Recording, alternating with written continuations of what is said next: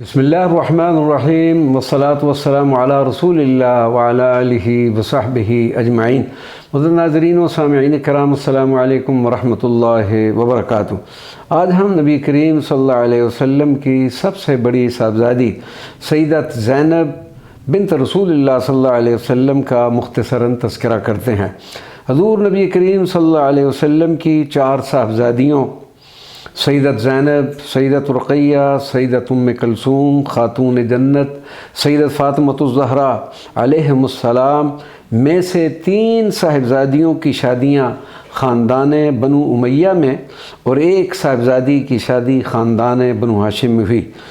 आप सल्लल्लाहु अलैहि वसल्लम की सबसे बड़ी साहिबज़ादी सैयदत ज़ैनब की शादी क़ब्ल अल-इस्लाम ख़ानदान बनु उमैया के जद्द आला अब्द शम्स के पड़पोते हज़रत अबुल आस बिन अर्रबी बिन अब्दुल उज़्ज़ा बिन अब्द शम्स, जो सैयदत खतीजा रज़ी अल्लाह ताला अन्हा के खालाजाद भाई थे, उनसे आपकी शादी मुबारक हुई।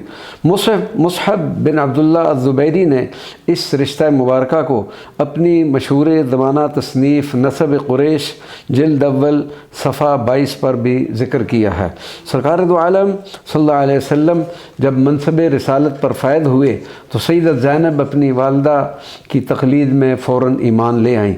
सीरत निगारों ने शैब अबी तालिब के वाक़यात के ज़िमन में लिखा है कि हज़रत अबुल आस बिन रबी, जो आप सल्लल्लाहु अलैहि वसल्लम के दामाद से शैब अबी तालिब में महसूर नफूस कुदसिया के फ़क़्र व फ़ाक़ा की तंगी के मौका पर उनकी नुसरत और इमदाद के लिए गंदम और दूसरी अशिया लाया करते और घाटी के दहाना पर एक आवाज़ देकर छोड़ देते थे।